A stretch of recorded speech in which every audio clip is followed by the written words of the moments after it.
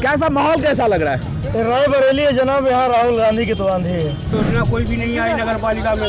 हम लोग नगर पालिका कर्मचारी हैं। नगर पालिका कर्मचारी हैं। परीक्षा भी दे रहे हो, कंपटीशन की तैयारी भी करते हैं? अभी क्या तैयारी करें, जब पेपर ही लीक हो जाता तो क्या तैयारी करें। पहले जो सरकार थी उसमें भी पेपर लीक होता था, ऐसा नहीं है, मगर उसके लिए वो कोई ना कोई हल निकालते थे। रायबरेली का तो मुझे इसमें कांटे की टक्कर लग रही है। उसके बाद जो है महंगाई बेरोजगारी पे मुद्दा है पूरे रायबरेली शहर में भारतीय जनता पार्टी के बड़े बड़े पोस्टर लगे हुए हैं। ठीक है। किसी भी पोस्टर में न उनके किसी एम्स का जिक्र है, न किसी कॉलेज का जिक्र है, न किसी अस्पताल का जिक्र है। अगर उन्होंने बनवाया है तो आप उसका जिक्र क्यों नहीं कर रहे हैं?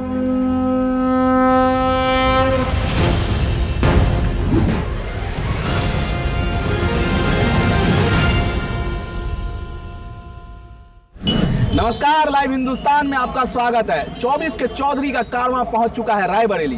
रायबरेली के सुपरमार्केट एरिया में हम हैं। यहां 20 तारीख को चुनाव है, 20 तारीख को वोटिंग होगी। कांग्रेस से राहुल गांधी उम्मीदवार हैं, भाजपा से दिनेश प्रताप सिंह उम्मीदवार हैं। इससे पहले यहां सोनिया गांधी 2004 से लेकर 2024 तक सांसद रही हैं। जब 20 तारीख को लोग यहाँ वोट डालने जाएंगे तो उनके मन में क्या मुद्दे होंगे, किन मुद्दों पर वो वोट डालेंगे, प्रत्याशियों को लेकर उनकी राय क्या है। पिछले 20 साल या आज़ादी के बाद कालखंड के बाद से यहाँ कांग्रेस का जो सर्वोच्च परिवार है उसका लंबा प्रतिनिधित्व रहा है। शहर का कितना विकास हुआ, इन सब मुद्दों पे हम यहाँ के लोगों से उनकी राय जानेंगे और समझेंगे कि चुनाव में हवा किस तरफ बह रही है। क्या नाम है आपका? अखिलेश माही। अखिलेश जी, 20 तारीख को आपके यहाँ वोटिंग है, कैसा माहौल कैसा लग रहा है? रायबरेली है जनाब, यहाँ राहुल गांधी की तो आंधी है। राहुल गांधी की आंधी है। राहुल गांधी की आंधी है। राहुल गांधी सीट बदल ली है। कांग्रेस के मतलब भाजपा के नेता लोग आरोप लगा रहे हैं कि पिछली बार अमेठी और वायनाड से लड़े थे, अमेठी हारे, इस बार वायनाड और रायबरेली से लड़ रहे हैं, रायबरेली हारेंगे फिर। देखिए, देश में स्वतंत्रता का अधिकार है, कोई भी नागरिक 543 सीट में कहीं से भी चुनाव लड़ सकता है। मोदी जी भी बड़ोदरा और बनारस से 2 जगह से लड़े थे, वो अलग का विषय है। लेकिन रायबरेली को गांधी परिवार ने जो दिया है कोई नहीं दे सकता। रायबरेली का चाहे मुंशीगंज एम्स हो, चाहे ऊंचा हार का NTPC हो, चाहे फैशन डिजाइनिंग हो, चाहे निफ्ट हो, चाहे एयरपोर्ट हो, चाहे फिरोज गांधी डिग्री कॉलेज हो, चाहे इंजीनियरिंग कॉलेज हो, चाहे गंगा पे 3 पुल का निर्माण रहा हो, चाहे ये रेल कोच कारखाना रहा हो, चाहे आपका पॉलिटेक्निक रहा हो। और रायबरेली को विश्व पटल पे नाम दिया है किसी ने तो कांग्रेस ने दिया है। ये सब संभव कांग्रेस की वजह से हो पाया है, क्योंकि रायबरेली हम लोगों का फक्र है। हम लोग जब दूसरे प्रदेशों में जाते हैं तो पूछते हैं लोग, भैया कहाँ से आए हो, तो बताते हैं रायबरेली से आए, तो कहते हैं कांग्रेस से घर, सोनिया जी के घर से। हम लोगों को सीना चौड़ा वही हो जाता है। अच्छा, आपने जितने भी जो NTPC की फैक्ट्री का नाम बताया, जितनी चीज़ों का भी नाम बताया, विरोधियों का आरोप है। अभी हम कहीं और बात कर रहे थे, उन लोगों का कहना है कि इंदिरा गांधी के टाइम में यहाँ ठीक विकास हुआ, बहुत अच्छे काम हुए, लेकिन जब से सोनिया गांधी यहाँ की सांसद बनी 2004 में, उस तरह से विकास नहीं हुआ जैसे सफाई में हुआ या बनारस में हुआ। ये लोगों का एक दर्द है। भैया, 2 सबसे बड़े प्रोजेक्ट सोनिया जी के ही कार्यकाल में हुए, रेल कोच कारखाना और एम्स। 10 साल से मोदी सरकार है, एक भी संस्थान आप बता दीजिए, आराम से बोलिए, बता दीजिए। हाँ। आप एक स्कूल कॉलेज का नाम बता दीजिए, आप एक फैक्ट्री का नाम, कुछ नहीं। यहाँ के जो प्रत्याशी चुनाव लड़ रहे हैं भारतीय जनता पार्टी से, उन्होंने सिविल लाइन पे 2000 दुकानदारों को रात में बुलडोजर चलवा दिया, धाराशाही कर दी, उनकी रोजी रोटी छीन लिया। ठीक है। केवल रिंग मार्ग बन रहा था, इनके भाजपाइयों की वसूली के चक्कर रिंग मार्ग का काम रुक गया है। एम्स 950 बेड का था, योगी जी ने 350 बेड काट के गोरखपुर पहुंचा दिए हैं। यहाँ दिया कुछ नहीं है और कम कर दिया, काट दिया है। 17 साल हो रहे हैं, 7 साल योगी जी के, 10 साल मोदी जी के। क्या रायबरेली इंडिया के नक्शे में नहीं है? आखिर रायबरेली के भी तो प्रधानमंत्री मोदी जी हैं। हम लोगों की भी तो अपेक्षा है कि मोदी जी रायबरेली के लिए कुछ करेंगे। हम लोगों ने भी तो, यहाँ की जनता ने कुछ ना कुछ तो वोट दिया होगा, क्यों नहीं रायबरेली को सौतेला व्यवहार करते रहे मोदी जी। ठीक है। राजेश जी ये कह रहे हैं कि जो भी विकास हुआ कांग्रेस ने किया 10 सालों में, पिछले 10 सालों में NDA सरकार ने, प्रधानमंत्री मोदी के कार्यकाल में यहाँ कोई भी योजना नहीं आई, और चाहे 7 साल का योगी शासन का काल हो। क्या यह सच है? हाँ, यहाँ तो कोई योजना नहीं आई हम लोग के सहारे में। अच्छा, ना कोई सुविधा हम लोग को प्राप्त हुआ। मतलब कोई सुविधा से क्या मतलब है आपका? योजना कोई भी नहीं आई नगर पालिका में। हम लोग नगर पालिका कर्मचारी हैं। नगर पालिका कर्मचारी हैं। तो नगर पालिका ऐसी कौन सी योजना है जो आपको लग रहा है कि अगल बगल के जिलों में या अगल बगल के राज्यों में नगर पालिका कर्मचारी के लिए आगे? हमारे नेता लोग ही बता सकते हैं। क्या नाम है भैया आपका? विमल विमल, क्या करते हैं आप? बिजनेस करते हैं, किस पढ़ाई चीज? करते हैं, अच्छा, पढ़ाई करते हैं। पढ़ाई करते हैं, बिजनेस करते हैं, एक बार तय कर लीजिए। पढ़ाई करते हैं। अच्छा, पढ़ाई करते हैं। किस चीज़ की पढ़ाई कर रहे हो? अभी तो बीए फाइनल है। बीए फाइनल है। कुछ परीक्षा वरीक्षा भी दे रहे हो? कंपटीशन की तैयारी वारी भी करते हैं? अभी क्या तैयारी करें, जब पेपर ही लीक हो जाता तो क्या तैयारी करें? तो चलिए, पेपर तो खैर एक दो पेपर लीक हो रहे हैं, क्या तो सारे पेपर लीक हो रहे हैं? कैसे विश्वास मान ले कि आगे का हमारा भविष्य हो जाएगा? पढ़ने पे अगर बन जाएगा तो भविष्य कैसे मान लें हम? मोदी सरकार में कोई चीज़ हम बच्चों के लिए कोई हर चीज़ में तो जीएसटी लगा के रखे हैं। अच्छा, आपकी किस चीज़ में जीएसटी लग गई? पढ़ाई में और हर चीज़ में, जहाँ भी देखे सब बेरोजगार युवा हैं, पढ़े हैं लिखे सब तो आजकल घूम रहे हैं ऐसे रोडों पे। तो टैक्स तो पहले भी लगता था, सर्विस टैक्स, सेल्स टैक्स पहले भी लगता था। उसी जीएसटी क्या है ये पता है ना आपका आपको? भविष्य देख लीजिए, आपका जीएसटी क्या है आपको पता है ना? अरे बिल्कुल पता है। क्या है जीएसटी का फुल फॉर्म क्या है? अरे जीएसटी का फुल फॉर्म लगाते गवर्नमेंट टैक्स ही तो है। नहीं, जीएसटी का फुल फॉर्म क्या है? अरे हमको इतना ज़्यादा गंभीरता से नहीं पता है। ठीक है, अच्छा, गंभीरता से नहीं पता। नहीं, आप क्या कंपटीशन की तैयारी कर रहे हैं इसलिए मैंने। कंपटीशन की तैयारी नहीं कर रहे हैं, पढ़ाई। अरे फिर भी यार, ग्रेजुएट के स्टूडेंट हो, इतना तो पता होगा ही ना, इसलिए मैंने पूछा। क्या नाम है बाबू आपका? मेरा नाम शिखर गुप्ता है। शिखर, क्या करते हैं? मैं स्टडी करता हूँ। किस चीज़ की पढ़ाई कर रहे हैं? मैं बीकॉम। अच्छा, बीकॉम की पढ़ाई कर रहे हैं। तो अभी आपके एक छात्र बता रहे थे कि हमने परीक्षा की तैयारी करनी ही छोड़ दी क्योंकि पेपर लीक हो जाता है। क्या सच में इतनी निराशा है क्या आप लोगों में? बिल्कुल है, अच्छा, बिल्कुल है। इसकी वजह क्या है? इसकी वजह क्या ही बताया जा सकता है कि पहले जो सरकार थी उसमें भी पेपर लीक होता था, ऐसा नहीं है, मगर उसके लिए वो कोई ना कोई हल निकालते थे। मगर इस सरकार का क्या है, वो सिर्फ और सिर्फ हिंदू मुसलमान करवाती है और कुछ नहीं करवाती है। अच्छा, सिर्फ और सिर्फ हिंदू मुसलमान लोगों के अंदर की जो भावना है उनको भड़काना और कुछ नहीं है। आप खुद ही देख लो जा करके, सोने चांदी या गोल्ड वगैरह पे 3% टैक्स है, और पढ़ाई, स्कूल की फीस, उनकी बुक्स, कॉपी किताब, उनकी ड्रेस के ऊपर 18% जीएसटी है। कैसी भ्रष्ट सरकार है ये? सोने चांदी पे 3% टैक्स है, ये आपको किसने बताया? भाई मेरा गोल्ड का भी काम है। अच्छा, हाँ, तो कौन सा टैक्स लगता है सोने पे? गोल्ड का ये मुझे नहीं पता यार, कह रहे हो गोल्ड का काम है, व्हाट्सएप में पढ़ते हो क्या? नहीं, व्हाट्सएप पे नहीं पढ़ता हूँ। अच्छा, चलिए ठीक है, हम दूसरे विद्यार्थी से बात करते हैं। क्या नाम है आपका? जी, अमृतेश श्रीवास्तव। अमृतेश जी, क्या करते हैं? एक्चुअली मैं स्टूडेंट हूँ और यूट्यूबर भी हूँ रायबरेली का। अच्छा, रायबरेली के यूट्यूबर हो। किस तरह का वीडियो रायबरेली के लोग देख रहे हैं? जी, रायबरेली के इस समय तो ये वोटिंग का देख रहे हैं, इलेक्शंस का। अच्छा, वोटिंग का देख रहे हैं। तो वोटिंग, आप खुद भी यूट्यूबर हैं, लोगों से रायशुमारी भी करते होंगे यूट्यूब पे। जी। क्या माहौल क्या लग रहा है इस लोकसभा क्षेत्र का? रायबरेली का तो मुझे इसमें कांटे की टक्कर लग रही है, सब बता नहीं पाएंगे। कांग्रेस का भी, बीजेपी का है। वैसे ऑनवर्ड्स बीजेपी जाए तो अच्छा है। अच्छा, आप चाहते हैं बीजेपी जाए तो अच्छा है। क्यों? मतलब यहाँ पर जो लोग थे उनमें से ज़्यादातर लोगों को लग रहा था कि कांग्रेस अच्छी है। आपको क्यों लगता है कि बीजेपी जीते तो अच्छा है? देखिए, मेरा एक ही पॉइंट है, वो है कि रामलला को लेके आए, बस। अच्छा। बाकी सारे पॉइंट्स हैं, क्योंकि ऐसा नहीं मैं स्पेशली बीजेपी को सपोर्ट करता हूँ, लेकिन सनातन के लिए उन्होंने किया, that's why I am supporting BJP. मतलब आप कह रहे हैं धर्म के लिए बीजेपी ने काम किया है, उसलिए आप बीजेपी को। क्या चुनाव इन मुद्दों पे लड़ा जाना चाहिए? धर्म के मुद्दों पे, मंदिर के मुद्दों पे चुनाव लड़ना चाहिए? मतलब आप यूथ हैं, आप इस देश के भविष्य हैं, क्या यही मुद्दे आपके लिए प्रभावी हैं? हाँ, बिल्कुल। मेरा ये मानना है कि भारत जो धरती है, वो इसी की धरती, सनातन की धरती है। तो अगर उसके लिए किसी ने कुछ किया है इतने सालों में, जिसका इंतज़ार जो था, तो हमें लगता है कि बीजेपी को जाना चाहिए, क्योंकि वो इंतज़ार खत्म कराने वाला माध्यम वही बने। तो बीजेपी ने राम मंदिर का इंतजार खत्म किया, इसलिए ये चाहते हैं कि बीजेपी जीते। क्या नाम है सर आपका?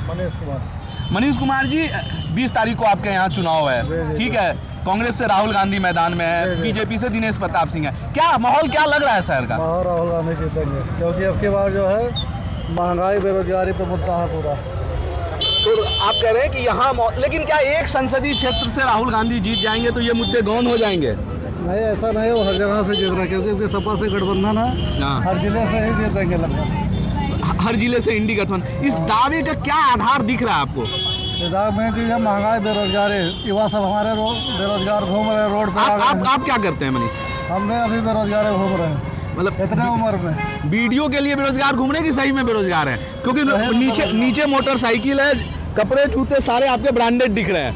अरे जूते भी ब्रांडेड है आपके। लेकिन अभी हम लोग बेरोजगार ही घूम रहे हैं। पहली बार हम लोग जो है आज तक इन्होंने ना संविदा कर्मियों को कभी ध्यान दिया है, ना कभी जो है गरीब मतलब वो जो स्टूडेंट घूम रहे हैं उनके लिए कभी ध्यान नहीं दिया। हम लोग भी BTC होल्डर हैं, टेट पास है, आज तक 5 सालों का एक वैकेंसी नहीं आई है अभी तक।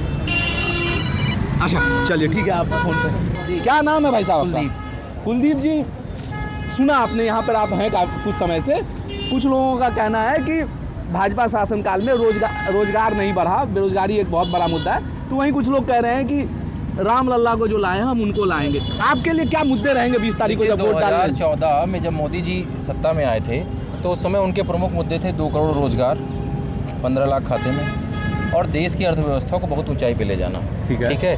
तो 2014 के बाद जब सरकार बनी तो सरकार पूरी तरह से रोजगार के मुद्दे पे विफल रही और देश का युवा है वो रोजगार के लिए है। ठीक है, हम पढ़े लिखे लोग हैं, घरों से निकलते हैं, पेपर भरते हैं, एग्ज़ाम देते हैं, 9 पेपर लीक हो गए। आप समझिए बात को। अभी हाल ही में पुलिस भर्ती का पेपर लीक हो गया जिसमें 60 लाख लोगों ने पेपर भरे थे, 60,000 वैकेंसियाँ निकली थी। उस मुद्दे पे इन्होंने कोई बात नहीं की। तो वो तो कह रहे हैं कि हमने SIT बना दिया, सारे आरोपी गिरफ्तार हो गए। अगर SIT आप बना दिए होते तो अभी नीट का पेपर हुआ है। आप बताइए आज तक देश में कभी इसके पहले नीट जैसा एंट्रेंस एग्ज़ाम का पेपर लीक हुआ है? आप बताइए। तो इसका मतलब कहीं ना कहीं आप शिक्षा की व्यवस्था में, स्वास्थ्य की व्यवस्था में पूरी तरह से विफल हैं। अच्छा, रही बात एक सेकंड, रही बात शिक्षा की, शिक्षा जो मुख्य मुद्दा है आज के समय में हम भारतवासियों के लिए, उस शिक्षा के लिए हम अभिभावकों को प्रतिवर्ष प्रवेश शुल्क के नाम पे दोबारा बार बार भरपाई करनी पड़ती है। बात मानते कि नहीं मानते हैं? प्राइवेट क्षेत्रों में जिस प्रकार से शिक्षा मिल रही है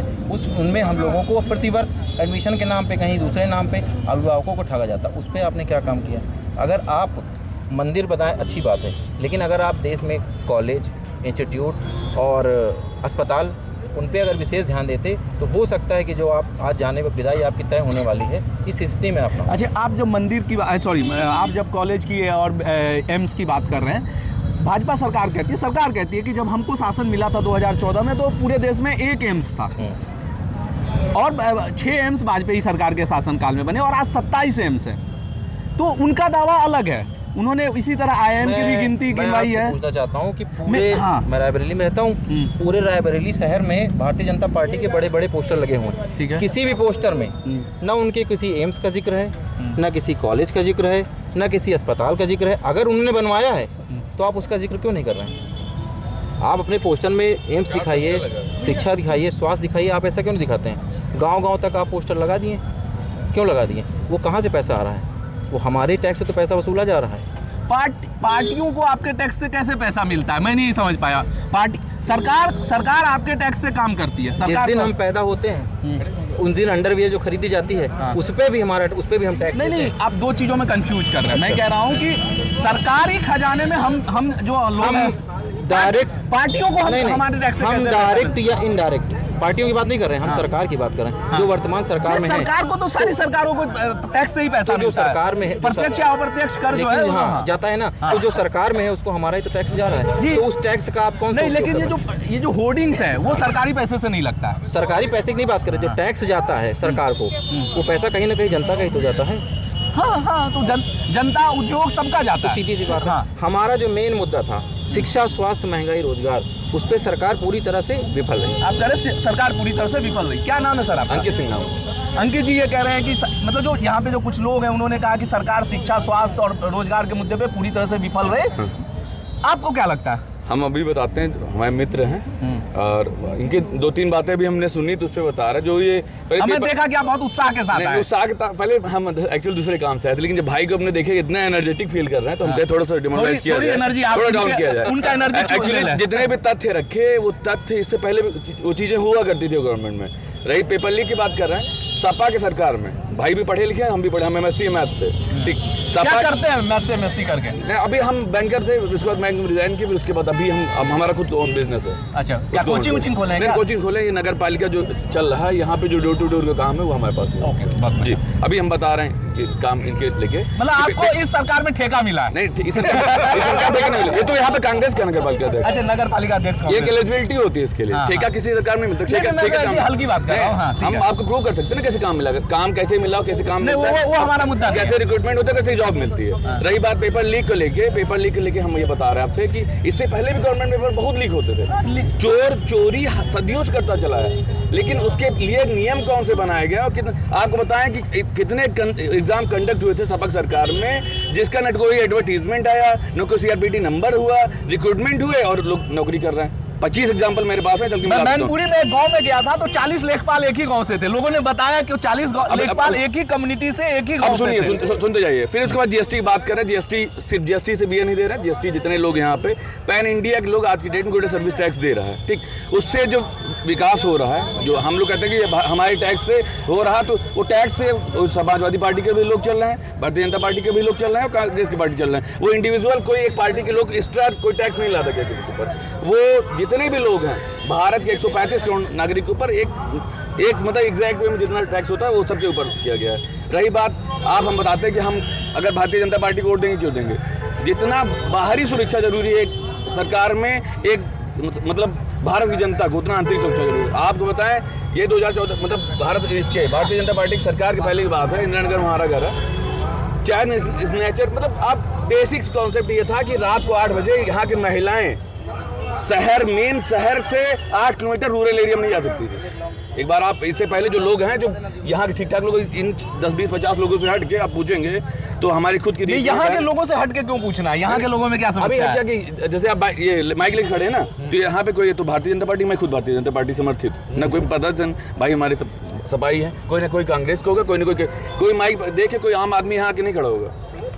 खड़ा होगा हम भी इसीलिए है ना, जब हम देख रहे हैं मेरे भाई परेशान है तो हमारा फर्ज बनता है ना कि मतलब थोड़ा सा इतना एनर्जेटिक महसूस करना, उनकी परेशानी और बढ़ा दो। नहीं परेशानी बढ़ाना नहीं, इतना एनर्जेटिक महसूस करना और इतने लोग जी। तो अब हम इसलिए, और बाकी आप पूछे क्या पूछना चाह रहे हैं, किस मुद्दे पे सरकार विफल रही है? लेकिन इनका जो सवाल है वो भी तो मौजूद है ना, क्या कि आप 2 करोड़ रोजगार के वादे के साथ आए थे। उन मुद्दों पे तो सरकार कहीं ना कहीं विफल रही है। आप चलिए 2 करोड़ रोजगार बात हो रही है, उसमें कहीं ये मेंशन था क्या कि 2 करोड़ सरकारी रोजगार? कोई दिखा दे यहाँ पे, कोई मैनिफेस्टो में ऐसा मेंशन हो कि भारतीय जनता पार्टी की सरकार ने 2014-2019 के मैनिफेस्टो में मेंशन किया था कि 2 करोड़ सरकारी रोजगार देंगे। आप पूरे डाटा उठा के देख लीजिए, जितने भी ये बैंक से जो भी मुद्रा लोन वगैरह जितने स्टार्टअप शुरू हुए, इंडिया आप सोचिए वर्ल्ड वाइड की बात कर रहे हैं, हम भी मतलब अवेयर रहते हैं, सब चीज जीके से अवेयर रहते हैं। वर्ल्ड वाइड अगर आप उठा के देखें तो इंडिया टॉप 3 कंट्रीज में ऐसी कंट्री है जो सबसे ज़्यादा स्टार्टअप शुरू करने वाली कंट्री है। आज की सबको आप गवर्नमेंट जॉब नहीं दे सकते हैं। अभी आपको बताएं कि आप यहाँ शुरू कर दें, मतलब कल एक लोग हमको मिले, हम लोग ऐसे गए थे कैंपेनिंग में गए थे, एक लोग मिले कि मैं 7 साल पुलिस की प्रिपरेशन कर रहा हूँ, ये सरकार आई, पेपर लीक हुआ, पेपर लीक होने के बाद नहीं, इस बार हमारा क्लियर था, तो हम कहे कि मतलब क्या कहाँ कोचिंग कर रहे हो? कोचिंग में सेल्फ स्टडी कर रहे हैं। हम कहे जब ब्लड रिलेशन पढ़े हो भाई, गलती से हम मिल गए, उनको तो मग्घा ही नहीं था मिला होगा, हमको गलती से हमको ब्लड रिलेशन पढ़े हो क्या? तो कहें हाँ ब्लड रिलेशन पढ़े हैं, हम कहे ये 2 लाइन के लिखी थी, इसको सॉल्व कर दो। हम तुम्हारी एलिजिबिलिटी समझे ना कि तुम ये तो सबसे ज़्यादा परेशान 50 लोग हैं जो सिविल की प्रिपरेशन कर रहे हैं, वो परेशान नहीं है। सिविल एग्जाम एक साल में कितने बार कंडक्ट होता है बताइए?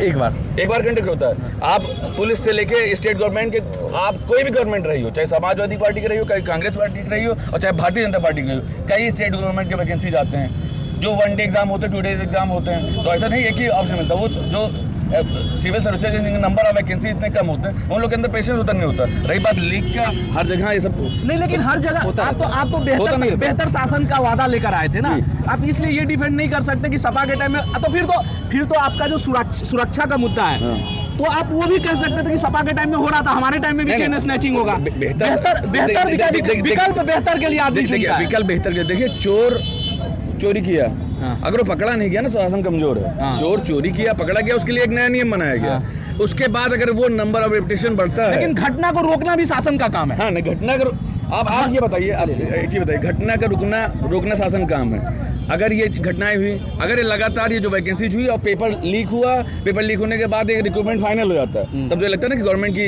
चूक है। नहीं, लेकिन लीक भी रुकना चाहिए, बच्चों का समय बर्बाद होता है, पेपर लीक, बिल्कुल पेपर लीक जो है, ये सब चीज़ें नहीं होनी चाहिए। बच्चे हैं, महीनों मेहनत करते हैं, उसके बाद एक सब एग्जाम का टाइम आता है, उसके बाद बिल्कुल गलत है, ये चीज़ें नहीं होनी चाहिए। थोड़ा सा ये काउंटर करना चाहते हैं, थोड़ा सा जवाब ले लें हमारा। जैसे आपने बाहरी सुरक्षा की बात कर दी, हम आंतरिक सुरक्षित नहीं हैं। हाथरस की बेटियों के साथ क्या हुआ, मणिपुर में क्या हुआ, कल हमारे यहाँ एक कार्यक्रम था भाजपा भारतीय जनता पार्टी का, वहीं पे एक पत्रकार को पीटा गया। आप शिक्षा और स्वास्थ्य की बात करेंगे, आप यहाँ सुरक्षित नहीं हैं। खाने में पेट में दाना नहीं है, हम बड़ी बड़ी बातें करेंगे, अर्थव्यवस्था हमारी बड़ी बन जाएगी। मोदी जी खड़े होकर लच्छेदार भाषण देते हैं, हम इसके लिए तो आपको नहीं सत्ता में लाए थे। जब आप सत्ता, मैं बार बार उसी बात को दोहरा रहा हूँ कि जब आप सत्ता में आए थे तो आप रोजगार के साथ आए थे। अब आज किस तरह बात कर रहे हैं? आप हमें डरा रहे हैं कि आपकी भैंस खोल ले जाएगी, आज आप डरा रहे हैं कि आपका मंगलसूत्र छीन लिया जाएगा। लेकिन मैं वेस्टर्न यूपी में भी घूम के आया सारे जिलों में, वहाँ ये बहुत बड़ा मुद्दा है। एक वोटर ने मुझे कैराना में कहा कि मैं तो सिर्फ वोट इस आधार पे करता हूँ कि ये जो मेरी भैंस है, इसकी माँ को रात में खोल कर लेके चले गए थे, तो मैं जब वोट करने जाता हूँ तो इसका चेहरा देखता हूँ और मैं उसी आधार पे वोट करता हूँ। ये मुद्दा है, आपके लिए मुद्दा नहीं होगा, सुरक्षा एक मुद्दा है लोगों के लिए। तो क्या आज पूरी तरह से आप सुरक्षित हैं? जिस तरह से काउंटर हुआ किया जा रहा है, जिस तरह से बातें किए जा रही हैं, इस तरह से तो एक दिन मंच से खड़े होकर अगर देश भी आज़ाद हो जाएगा तो यही कह दिया जाएगा क्या देश पहले नहीं गुलाम था? हमने इसके लिए आपको सत्ता नहीं दी थी। अगर युवा ने आपको सत्ता दी है, अगर युवा ने आपको सिंहासन पे बैठाया तो इसके लिए बैठाया, रोजगार के लिए बैठाया, शिक्षा के लिए बैठाया, स्वास्थ्य के लिए बैठाया। आप 6 शब्द अगर छोड़ दें, हिंदू, मुस्लिम, भारत, पाकिस्तान, यही सब आप करते हैं। अगर इसके अलावा अगर आपके पास कोई दूसरा मुद्दा, आप उस पर बात क्यों नहीं करते हैं? सरकार जब भी उतर के आती है तो आप धार्मिक मुद्दों को क्यों लेके आते हैं? भाई अगर आप वाकई में युवाओं को बढ़ाना चाहते हैं, वाकई में आप रोजगार देना चाहते हैं, तो आप रोजगार के मुद्दे पे आगे चुनाव लड़िए। कांग्रेस ने भी अपने न्याय पत्र में कहा कि हम अल्पसंख्यकों को उनके खाने का, जो उनकी रुचि के खाने का हक देंगे। भारत विविधताओं का देश है, यहाँ पे सारे रंग के फूल हैं। वो तो हक है ना, वो लिखने की क्या जरूरत थी? तो कहीं ना कहीं सॉफ्ट बोल रहे हैं जैसे क्या बात है। जब आपको बोलना पड़ रहा है मंच से, आप झूठ बोल रहे हैं। आप बता रहे हैं कि मुसलमानों को आरक्षण, क्या उनको अधिक आरक्षण दिया जाएगा, आपके हिस्से का जो है आरक्षण मुसलमानों को दिया जाएगा। माननीय मोदी जी देश के प्रधानमंत्री, उनको इस तरह बोलना पड़ता है। नहीं, चलिए वो एक तकनीकी विषय है और कई राज्यों में उसको कुछ ओबीसी मुस्लिम आरक्षण को कुछ ओबीसी में किया भी गया। चलिए खैर, ये रायबरेली के लोगों के मत थे, उनके अलग अलग मुद्दे हैं। यही भारत की राजनीति की खूबसूरती है, लोकतंत्र की खूबसूरती है। चुनाव तक लोग खूब बहस करेंगे और उसी तरह से यही जीवंत लोकतंत्र का एक उदाहरण है। आप बने रहिए हमारे साथ और देखते रहिए हिंदुस्तान का स्पेशल शो 24 का चौधरी कौन। ऐसे ही हम अलग अलग लोकसभा क्षेत्रों में जाते रहेंगे, जनता के राय से आपको अवगत कराते रहेंगे।